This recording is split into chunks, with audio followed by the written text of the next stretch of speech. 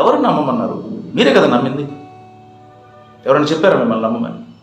సరే నమ్మమన్నారే అనుకోండి, నన్ను నమ్మరా అంటారు. మీ బుద్ధి ఏమైంది? మనకంటూ ఒక జ్ఞానం ఉంది కదా, ఎనాలిసిస్ చేసుకోవాలి కదా. ఎందుకు నమ్మాలి? నమ్మకాన్ని మనం ఎలా డిసైడ్ చేసుకోవచ్చు అంటే, ఎందుకు నమ్మాలి, ఏ బేసిస్ మీద నమ్మాలి. 1 2 3 4 5 ఓకే, ఈ పాయింట్స్ ఇలా ఉన్నాయి కాబట్టి నమ్మొచ్చు, ప్రాబబిలిటీ. వాడిని నమ్మొచ్చరా అంట. మీకు అర్థమైంది? నమ్మొచ్చు అనేది ప్రాబబిలిటీ. సో దీన్ని బేస్ చేసుకుని మనం ఏది, ఎంతవరకు, ఎక్కడ, ఎందుకు నమ్మాలి అనేది ఒక నిర్ధారణకు వచ్చి దాని ప్రకారం మనం నిర్ణయాలు తీసుకుంటే బ్రహ్మాండం ఉంటుంది.